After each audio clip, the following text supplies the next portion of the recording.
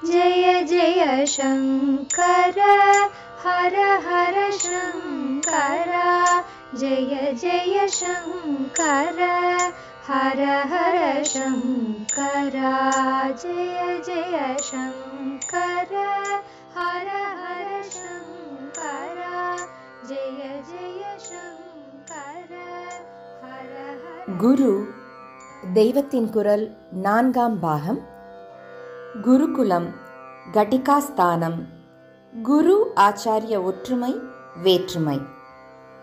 குரு யார், ஆச்சாரியர் யார், உபாத்தியாயர் யார் என்றெல்லாம் தர்மசாஸ்திரங்களில் டெஃபினிஷன் இலக்கணம் கொடுத்திருக்கிறது.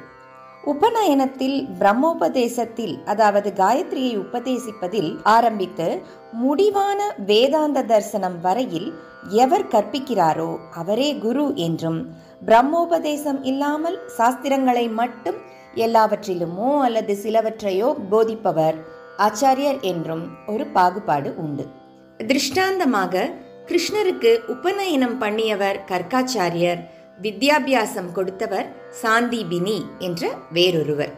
பொதுவாக குரு என்ற பதம் சம்பிரதாய கட்டில் அதிகம் வராமல் அருளினால் எவருக்கும் எதையும் சொல்லிக் கொடுப்பவரை குறிப்பதாகவும், ஆச்சாரிய பதம் குறிப்பிட்டவர்களுக்கு மட்டும் கட்டுத்திட்டமுள்ளதான போதனையை வித்வத்தினால் கொடுப்பவரை குறிப்பதாகவும் நினைக்கும் வழக்கம் இருக்கிறது.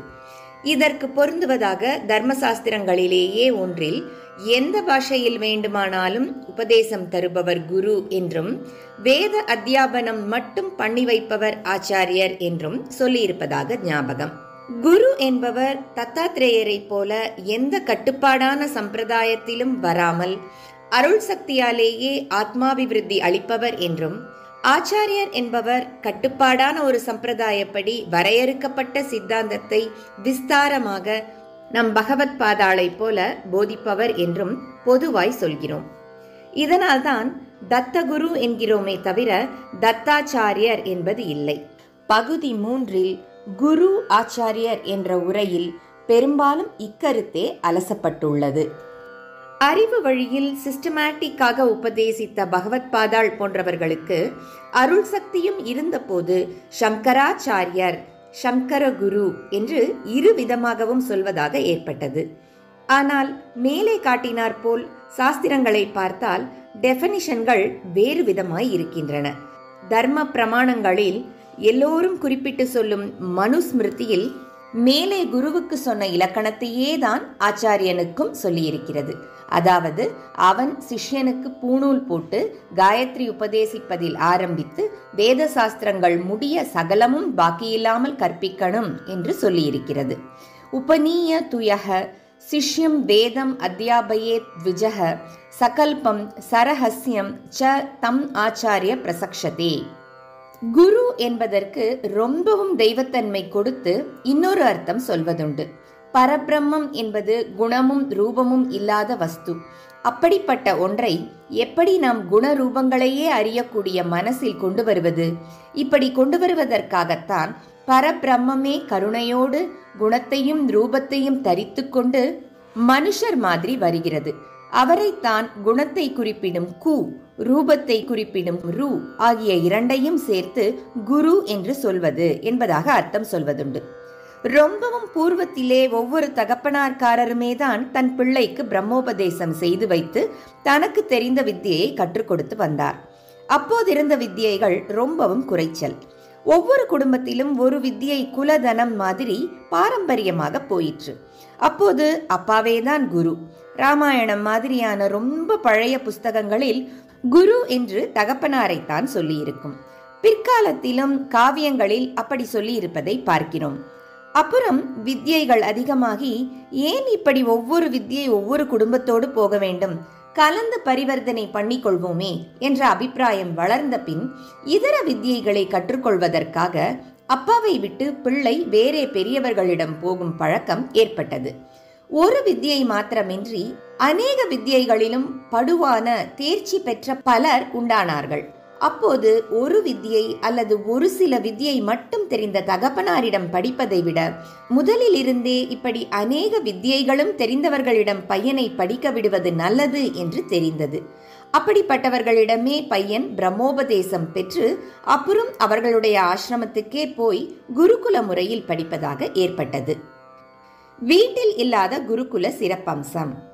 பிறகு தகப்பனாரே மகா வித்வானாக இருக்கும்போது கூட இன்னொரு வித்வானிடம் பையனை சிக்ஷைக்கு விடுவதுதான் அவனை செல்லம் கொடுத்து கெடுக்காமல் நல்ல ஒழுக்கங்களோடு வளரும்படியாக கண்டிப்பு செய்கிறது என்று தெரிந்ததால் யாரானாலும் குரு என்று வித்யாபியாசத்துக்கே ஒருத்தரை வரித்து அவரிடம் போய் குருகுலவாசம் செய்து கல்வி கற்பது, அப்போது பிக்ஷை எடுத்து எளிமையையும் வினயத்தையும் கைக்கொள்வது என்ற வழக்கம் ஏற்பட்டது. இந்த வழக்கம் வந்தபோதுதான் அடியிலிருந்து நுனி வரை சொல்லிக் கொடுக்கும் குருவே பையனுக்கு பிரம்மோபதேசமும் பண்ணி வைப்பது என்று வந்தது. வீட்டிலே படிக்கும்போது சுவாதீனம், உறவு பாசம் ஆகியன கல்வி கற்பது, ஒழுக்கத்துடன் உருவாவது ஆகிய இரண்டுக்கும் ஊறு உண்டாக்கக்கூடும். ஆகவே குருகுல வாசம்தான் வித்யையின் வளர்ச்சி, வித்யார்த்தியின் வளர்ச்சி ஆகிய இரண்டுக்கும் ரொம்ப உகந்தது என்று புரிந்து கொண்டு அதையே நடைமுறை ஆக்கினார்கள். ஆனாலும் மகான்களான பிதாமார்கள் குருகுலம் நடத்திய போது அவர்களுடைய புத்திரர்களும் அதில் படித்ததாகவும் திருஷ்டாந்தங்கள் அங்கங்கே பார்க்கிறோம்.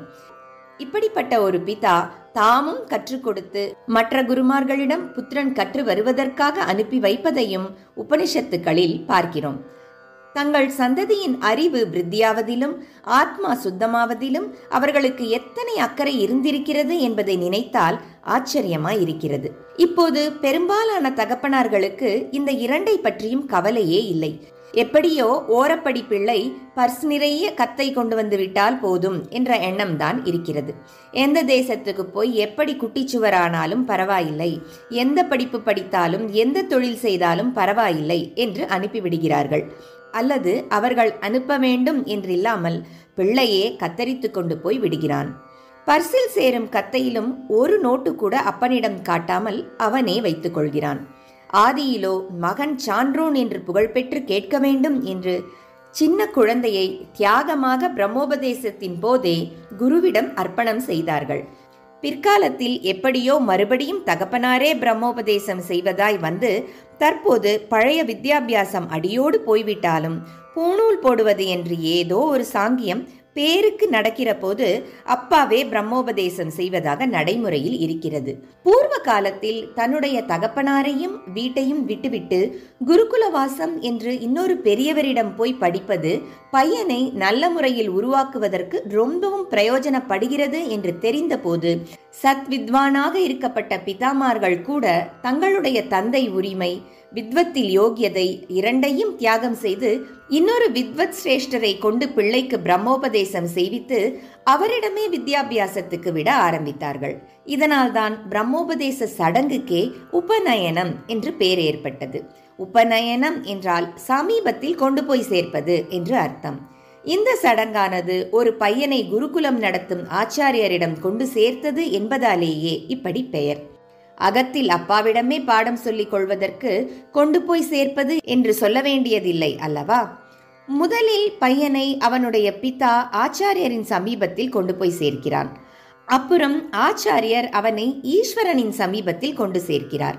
அது இரண்டாவது உபநயனம் என்று சொல்லலாம். நேராக இப்படி பரதத்துவ சமீபத்துக்கே கொண்டு சேர்ப்பது கடைசி ஆசிரமத்தில் சந்நியாசம் தரும் குரு. அந்த உபநயனத்தின் போது முதல் உபநயனத்தில் போட்ட பூணூல் போய்விடுகிறது.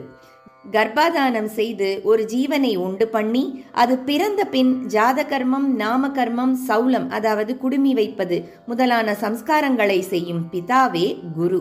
உபநயனம் செய்து அப்புறம் அத்தியாயனம் செய்விக்கிறவன் ஆச்சாரியன் என்பதாக மனுஸ்மிருதி, யாக்ஞவல்கிய ஸ்மிருதி ஆகியவற்றில் சொல்லியிருக்கிறது. அதாவது இங்கு குரு என்பதோடு நின்று ஆச்சாரியராகாத அப்பாவுக்கு உபதேசம், வித்யாபோதனை என்பவற்றின் சம்பந்தமே இல்லை. அவர் இக்காலத்து வெறும் அப்பா போலவே இருக்கிறார். இப்படி சொல்வது கூட சரியில்லை.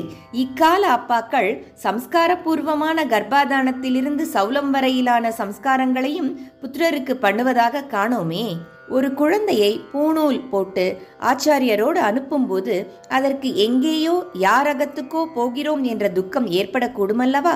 இப்படி கூடாது என்றே ஆச்சாரியரை இவரும் உன் அப்பாதான் என்று நினைக்கும்படியாக அவருக்கும் பிதாவுக்குள்ளதான குரு என்ற பெயரையே கொடுத்து அவருடைய ஆசிரமத்துக்கும் குருகுலம் என்று பெயர் சொல்வதாக ஏற்பட்டிருக்கலாமோ என்னவோ. ஜெய ஜெய சங்கர, ஹரஹர சங்கர, மகா பெரியவா சரணம். ஜெய ஜெய சங்கர, ஹர ஹர சங்கர, ஜெய ஜெய சங்கர, ஹர ஹர சங்கர, ஜெய ஜெய சங்கர.